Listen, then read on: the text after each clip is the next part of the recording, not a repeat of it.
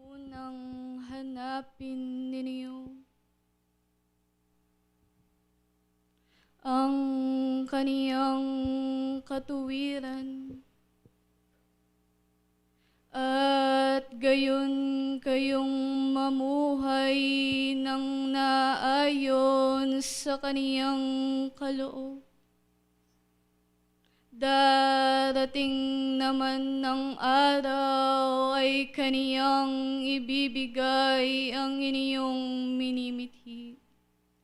Sumainyo ang siyang pag-ibig at kapayapaan na nagmumula sa iisang Diyos.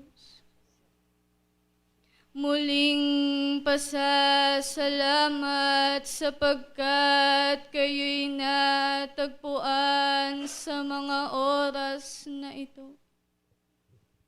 Muling pasasalamat sapagkat kayo'y naparito.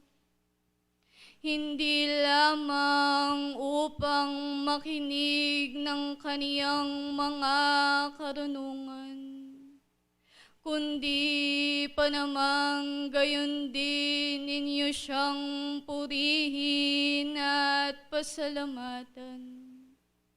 Mga anak ng Diyos, tunay ngang kayo'y napakapalad.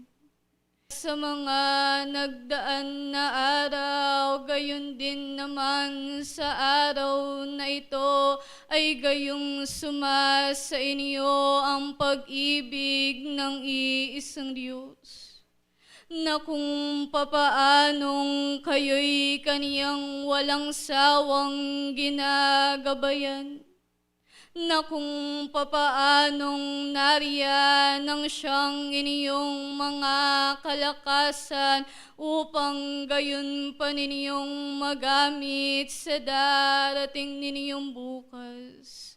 Kung kaya't mga anak ng Diyos, gayon ninyong linisin ang inyong mga puso at pag-iisip, sapagkat tunay ngang walang sawang umaagos ang siyang mga karunungan. Kung kaya't huwag ninyong hayaan na butas ang siyang inyong mga lalagyanan, upang sa mga darating na bukas kayo'y may magamit at gayong hindi masayang.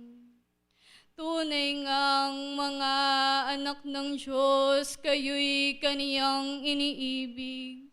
Tunay ngang kayo'y kaniyang ginarunungan sa inyo. Kung kaya't